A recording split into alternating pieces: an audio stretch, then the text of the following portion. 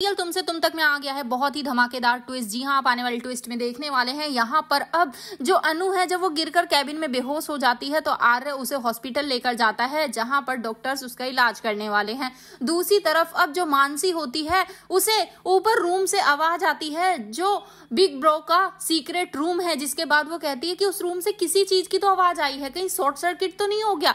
चलो चलो हर्ष हम जाकर देखते हैं। जैसे ही जा रहे होते हैं दोनों तभी मासा बीच में आ जाती है और वो उन्हें रोक लेती है ये कहते हुए कि तुम दोनों उस कमरे में नहीं जाओगे क्योंकि आज तक उस कमरे में कोई नहीं गया है।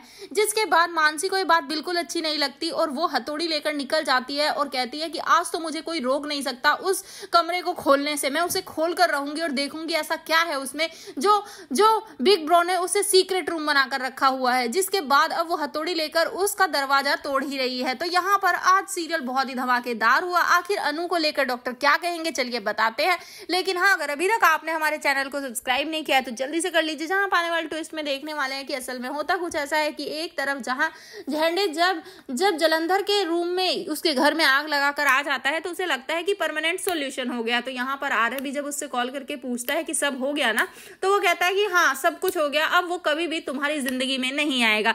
जिसके बाद आर्य अनु के घर पर जो सिक्योरिटी गार्ड लगवाए होते हैं उन्हें हटवा देता है। यहाँ पर अब आर्य वो घर से जब निकल रहा होता है रेडी होकर तो वही दूसरी तरफ अनु तो पहले ही पहुंच चुकी होती है ऑफिस और यहाँ मीरा उस पर काफी गुस्सा करती है और कहती है कि आज तक ना किसी एम्प्लॉय ने इतनी छुट्टियां नहीं ली हैं जितनी तुम लेती हो। जिसके बाद वो कहती है कि हाँ मेरे एग्जाम चल रहे थे अब खत्म हो गए हैं, अब मैं नहीं लूंगी छुट्टी। जिसके बाद यहाँ वो उसे राजनंदिनी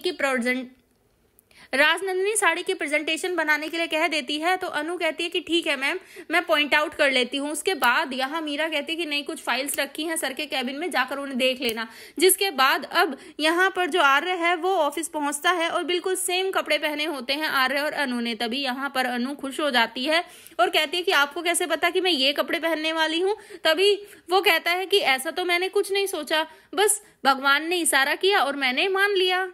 जिसके बाद वो रेडी होकर पहुंच जाता है अब ऑफिस में। लेकिन यहाँ सीरियल धमाकेदार हो जाता है क्योंकि अनु जब जाने वाली होती है उसके कैबिन में वो फाइल्स चेक करने के लिए, तब तक आर्य वहां से निकल चुका होता है। जी हाँ, यहाँ पर आर्य वो अनु को इनवाइट करता है हर्ष और मानसी की एनिवर्सरी पार्टी के लिए। यहाँ पर अब एनिवर्सरी पार्टी के लिए सब लोग काफी खुश हैं, लेकिन मीरा को ये बात बिल्कुल भी अच्छी नहीं लगती। उसे अच्छा नहीं लगता कि सर ने अनु को भी इन्वाइट कर लिया है। जिसके बाद यहाँ पर अब घर पर हर्ष और सभी लोग काफी खुश होते हैं। तो तभी जो माँ होती हैं वो मानसी को एक साड़ी देती हैं, लेकिन मानसी उस साड़ी को लेने से मना कर देती है और कहती है कि मैं इसे नहीं पहन सकती, आज तो मेरी एनिवर्सरी है, आज के दिन तो मैं अपनी चॉइस के कपड़े पहन सकती हूँ ना, आप पहन लीजिए इस साड़ी को। जिसके बाद अब यहाँ पर माँ को बहुत बुरा लगता है, लेकिन भाई अनु जैसे ही उन फाइल्स को देखती है तभी राजनंदिनी के साइन को देखकर वो गिर जाती है। वेल वो राजनंदिनी कोई और नहीं, वो अनु का पहला जन्म होने वाला है।